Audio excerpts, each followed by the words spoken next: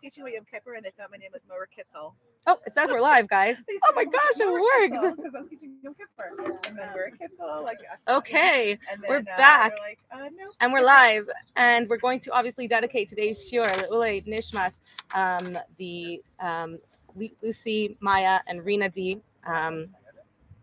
Their neshamas should have an aliyah, and Hashem should comfort their families like no one else can, and heal their broken hearts, and we should know no more pain.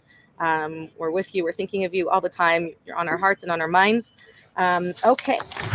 This week's Parsha is a double Parsha. So we're in the Chumash Vayikra, and we're learning two Parshas, Tazria and Metzorah.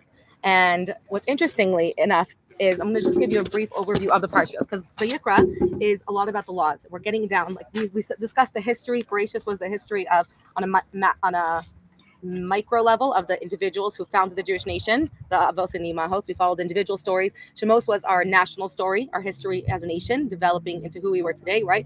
Receiving the Torah, leaving Mitzrayim. And then we now have the Mishkan being built, and now our home and the halachos and what it means to be a Jew and how it means to have a connection and relationship with Hashem. So Vayikra discusses a lot of the laws of Tuma and Tara, which are really chukim. They're things you don't understand, you can't see, right? Things we'll say this person's pure and imperfect, we see no difference. It's on the spiritual side. We speak about a lot of karbanot, etc. So Tazria and Metzorah are interesting. They seem to be like the opposite of each other, because Tazria is about a woman who gives birth, and then all the halachos about birth and her Tuma and Tara, and when she brings a karban and when she goes to the mikvah, etc. And Metzora is about someone who has a leper, someone who has tzaras, and it says a Metzora is like dead, right? And Metzora is someone who has tzaras. There's a few people who are considered in their lifetime to be as though they're dead, meaning like life missing the core things that it means to be alive. And it says Metzora is one of them, a Rush is one of them, a poor person, a blind person. They're missing things that are vital to life. So the lighting sucks.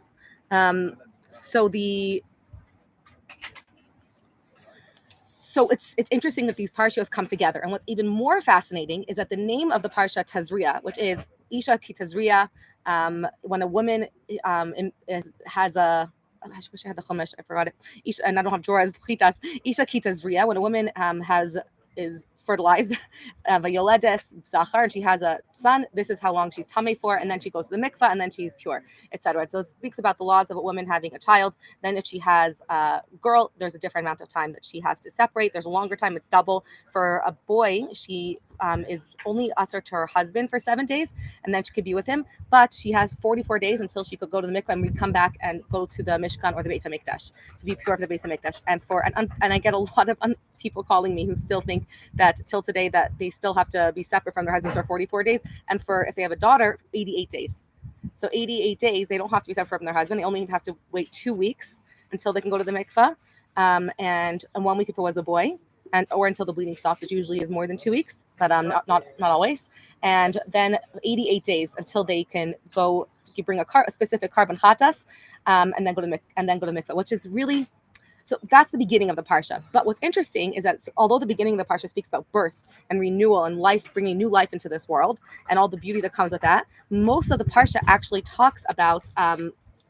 The rest of the parsha deals with Metzora and the halachos of a Metzora, of how someone gets tzaras and how he is the different stages of tzaras. So I'll go through it very quickly. So the word tzaras is mistranslated as leprosy, because leprosy is a physical disease and tzaras is a completely spiritual disease, right? It's up when we see this, just like when it was the way that tzaras would begin, it was considered a healing, not a punishment. It was actually considered a healing or rehabilitation to help somebody cure something on the inside. So the same way that sometimes we have symptoms on the outside that lets us cure something that's on the inside. So the symptoms on the outside are not really the problem, right? The symptoms on the outside are signs that God that help us, and we thank God, right? To look deeper and to see there's something wrong on the inside, and then we could cure that thing on the inside. So tzaras is very similar to that. Tzaras is when there was a problem spiritually in somebody's psyche, in somebody's personality. Somebody was acting in a way that was harming themselves and harming others and not good for them. And the tzaras would be a symptom on the outside that would remind them to look inside and cure the inside and heal the inside. So tzaras is a healing for abusive speech. When somebody was using speech in an abusive manner, to speak negatively about somebody else, even about themselves, and to use speech to destroy, for just power to destroy, without sometimes not even realizing it. Usually the person one isn't aware. And the first sign that they would have symptom would be that there would be white spots and lesions on the walls of their home. clearly miraculous, right? That's not a disease. No one has a disease on their house, right? So that was miraculous. And then if they would take the message and go inside and see, how am I misusing speech? Where can I rectify my power, my godly, my uniquely human attribute of speech? Because speech is what makes us, as what sets aside humans from all other creations. That way Hashem created the world with speech. We are the only creatures that can truly speak with intellect, and we can create worlds with speech. We can create realities, and we can destroy